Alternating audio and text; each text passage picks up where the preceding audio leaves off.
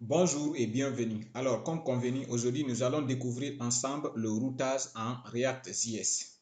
Donc, sans plus tarder, je vais vous expliquer un tout petit peu comment le routage, comment on peut installer le module de routage dans une application React. Donc, comme d'habitude, c'est très simple. Vous allez utiliser soit le gestionnaire de dépendances YARN ou le gestionnaire de dépendances NPM. Alors, pour installer React le routage en React avec YARN, il vous suffit de taper YARN add React router DOM. Et une fois que vous tapez ça, automatiquement, YARN ira télécharger React router DOM dans votre projet.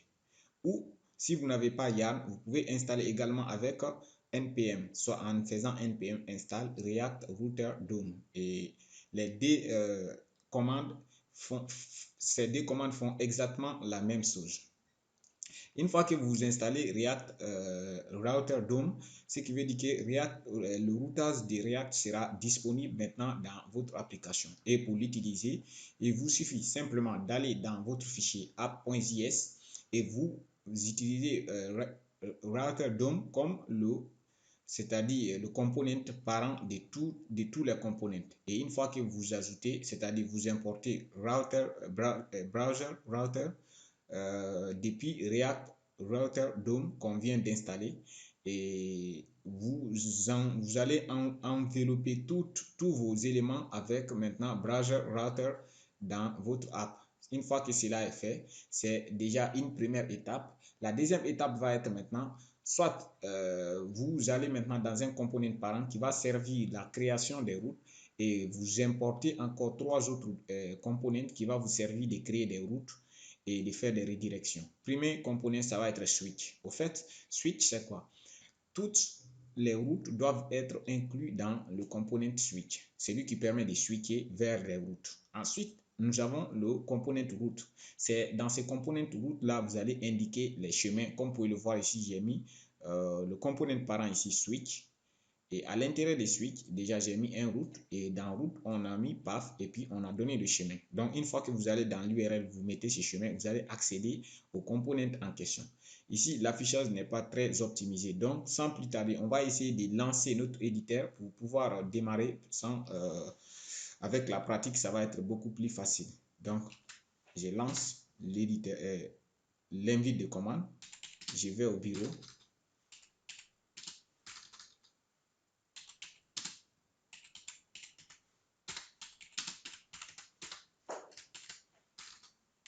Et on va utiliser YARN add React Router DOM. Vous pouvez également ajouter le flag c'est-à-dire @latex pour dire vous voulez la dernière version. Sinon, si vous faites comme ça aussi, c'est équivalent en ajoutant, c'est équivalent aussi à l'autre manière. Donc c'est mieux comme ça et c'est plus court. Donc on va attendre l'installation des React Router DOM dans notre projet. Alors, comme vous pouvez le voir maintenant, React Router DOM vient d'être installé dans notre projet. Donc, maintenant, on va aller configurer à notre application. Donc, la première des choses qu'on va faire ici, on va créer un component wrapper, c'est-à-dire un component dans lequel on va créer nos différentes routes. Pour cela, on va l'appeler component principal en anglais, par exemple, main component, pour dire component principal.js. Alors, ce que je vais faire maintenant, je viens prendre tout ça là et je recolle ici, et j'adapte certaines choses que je vais adapter ici simplement. Ici, j'enlève le logo maintenant, je n'en ai plus besoin. Vu que je suis là, pour avoir app.js, je dois sortir dans le dossier component. Donc, je mets des points.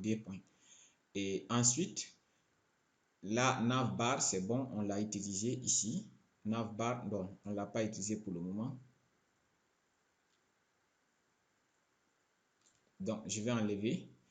Home, oui, on utilise Home ici, c'est bon.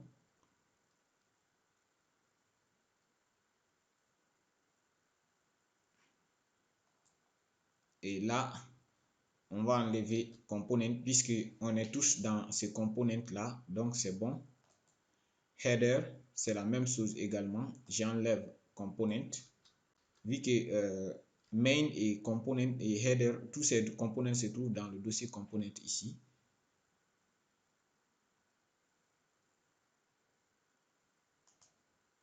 Je crois qu'il y a une erreur ici. Voilà, home component, header component, c'est bon. Et ensuite, là, je vais voir encore est-ce que data science c'est bon. Pour cela, je fais comme ça. Et je ressors pour avoir data. Parfait. Et puis, data science, c'est la même chose. Donc ici, je fais la même chose ici. On est OK. Et là, encore footer, c'est la même chose. Donc, une fois qu'on fait ça, on est bon. Et ici, je vais plus utiliser app, mais plutôt main. Et là, l'importation, ça va être également main.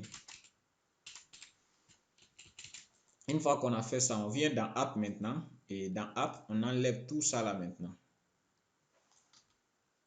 Et on enlève ça également. App va nous servir juste des wrappers maintenant comme notre browser DOM va servir ici. Et là, je vais enlever celui-là.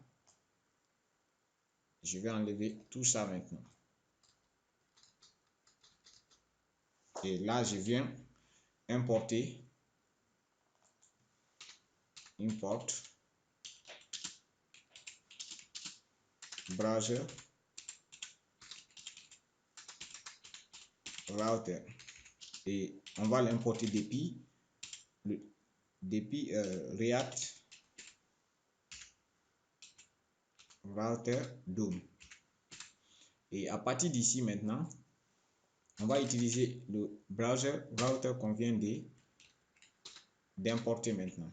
Et là, j'ai fait appel maintenant à mon component main qui va servir maintenant à remplacer app maintenant. Là, c'est bon. Une fois que vous faites ça, votre application est prête à l'utilisation des routages de React. Donc, tous les composants qui seront dans browser router qui va permettre de créer des historiques et ainsi de suite, on peut utiliser maintenant. Maintenant, les chemins vont être créés maintenant dans main. Donc, sans plus tarder, je viens dans main ici. J'importe encore les composants qui vont me servir de créer des chemins. Pour cela, je fais import. Le premier, c'est switch. Switch qui va être le conteneur de tous nos composants, de tous nos chemins. Ensuite, on a route qui va être le component qui va avoir des chemins. Après, on a redirect qui va nous permettre de faire une redirection. Et tous ceci vont être importés également dans le module React Router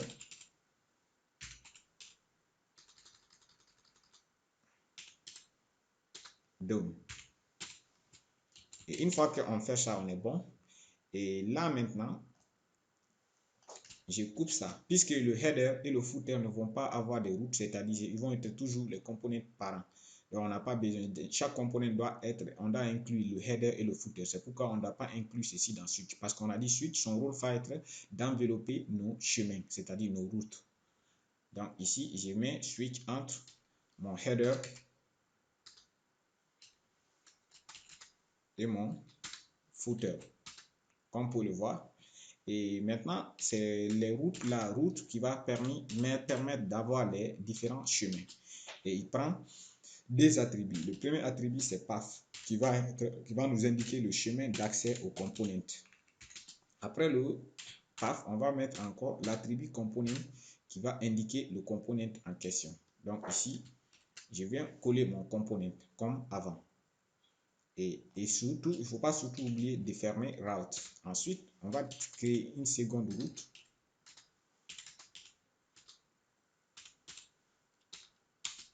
Également path. Et je vais le dire ici course, qui va être le chemin de nos cours. Et le component également, qui va être le component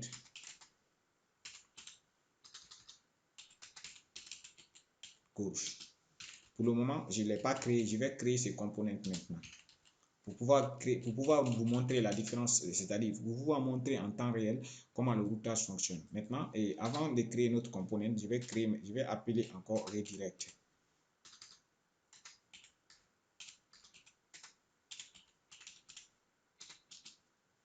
Et lui prend un seul attribut qu'on appelle tout, et avec tout, vous donnez le chemin par défaut. Et ici, nous, on va dire simplement que la route par défaut va être la route home. C'est-à-dire, si on lance l'application, directement, on va le rediriger vers home, le component home.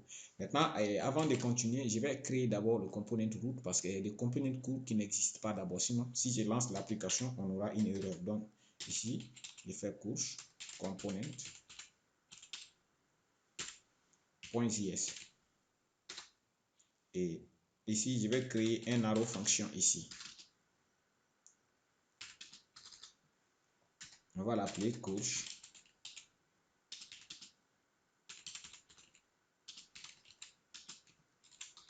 Et on retourne simplement du JSX.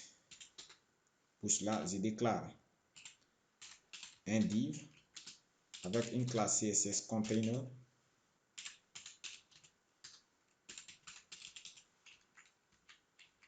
Et à l'intérieur de notre div container, je vais déclarer une ligne avec la classe CSS row.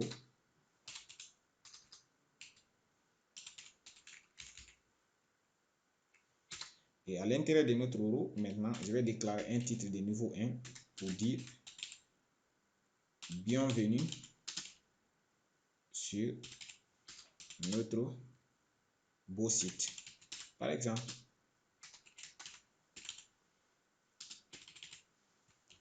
Et une fois que j'ai fait ça, c'est bon. Quand je viens dans main maintenant, lorsqu'on tape course, on va être redirigé vers le component course. Si on tape home, on va être redirigé vers notre component home. Et comme vous pouvez le voir maintenant, sans plus tarder, je vais essayer de lancer l'application. cd desktop, cd bible, yarn start.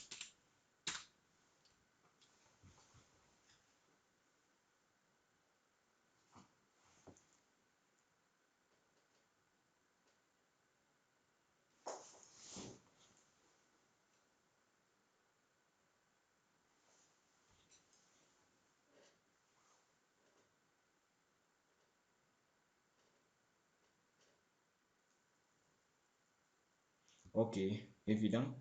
Certainement, il me dit que j'ai pas exporté main. Oui, main est bien exporté ici. En app.js, j'ai pas importé main. Donc, il faut importer main component from component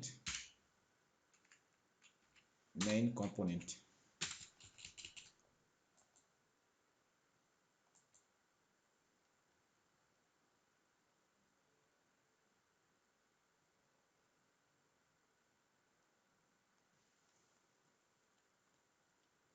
Également, je n'ai pas importé encore course component ici dans main également. Ici, je vais essayer d'importer également course from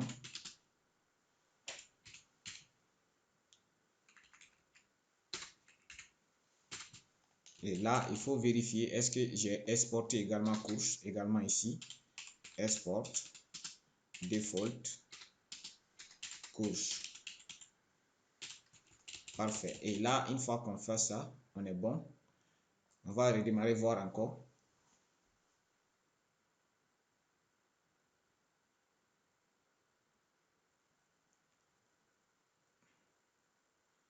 Donc, il y a un problème au niveau des router consumer ici.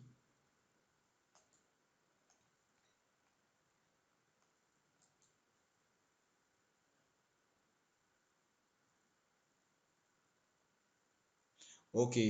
Lorsque vous passez des props aux components, il faut obligatoirement utiliser une fonction inline function, c'est-à-dire une fonction fléchée. Donc, c'est ce il était en train de nous dire ici dans cette partie. Donc, arrivé là, comme on peut le voir maintenant, c'est bon. Et comme on peut voir maintenant notre route homes, quand je tape maintenant course,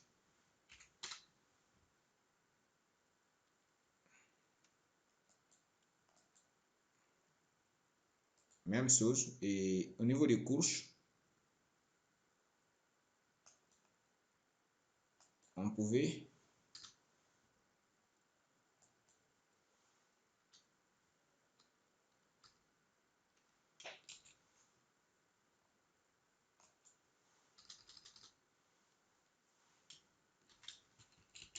simplement appeler course telle qu'elle.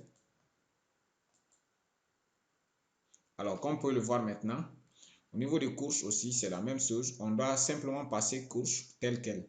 Donc, comme vous pouvez le voir maintenant, le routage est bien géré dans notre application. Quand je tape Home sur la barre, automatiquement, il nous redirige vers Home. Quand je tape course, automatiquement, React nous redirige vers Bienvenue sur notre beau site que j'ai écrit également sur le component course pour le moment ici. Donc, au fait, c'est ça le routage. Mais maintenant, avant de terminer, je vais essayer de faire un petit récapitulatif et on va se quitter. Donc, ici, on a dit, pour utiliser le routage dans une application React, vous devez d'abord installer le module de routage qui s'appelle React Router DOM.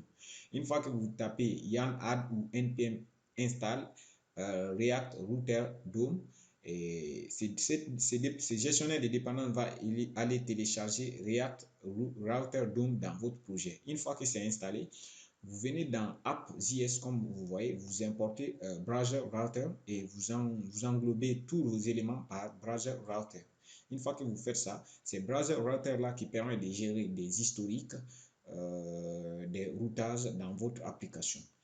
Après ça, par exemple ici, j'ai utilisé un component principal maintenant et dans ce component principal, vous pouvez, sinon sans quoi, vous pouvez faire tout ça là dans cette partie, mais ça va être encore beaucoup plus complexe. C'est pour ça que j'ai décomposé, j'ai mis router et j'ai mis maintenant un component principal.